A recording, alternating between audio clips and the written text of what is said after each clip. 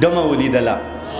بیګا مې ډمه ولیدله لکه ګل به ځلېدله په رو رو به ګډېدله نرۍ شونډې یې پاڼې ښکلې مخې یو کتاب و د شپې توره تیاره کې لکه شمه بلېدله په محفل کې څه غټانو څه راغلي غریبانو چې غریب به ورنږدې شو دا به رو رو تښتېدله چې امیر به ورنږدې شو دا به یې خواته راښویدله چا شراب اوس کو نشه شو چا د چرسو لوګی راښ که زه هم محفل کې ناست وم د مستۍ نه ناخبره عجیبه شان سوچ کې پروت وم ما ویل دا به د چا خور وي چې د چا غېږ کې ګډېږي دا به هم د چا بچی وي د حیا څادرې شلیږي یا خو ډېره د بېوسه چې محفلو کې ګډېږي یا یې سر باندې څوک نشته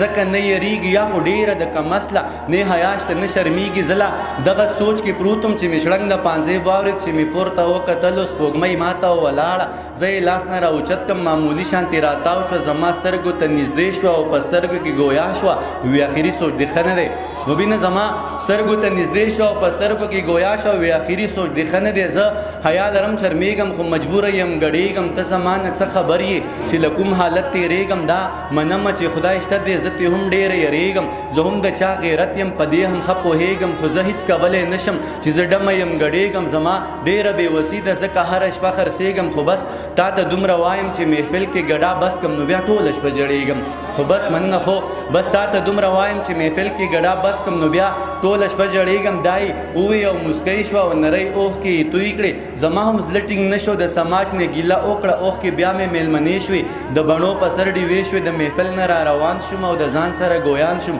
ما ویل دومره لوی جهان کې د چا دومره هم ځای نشته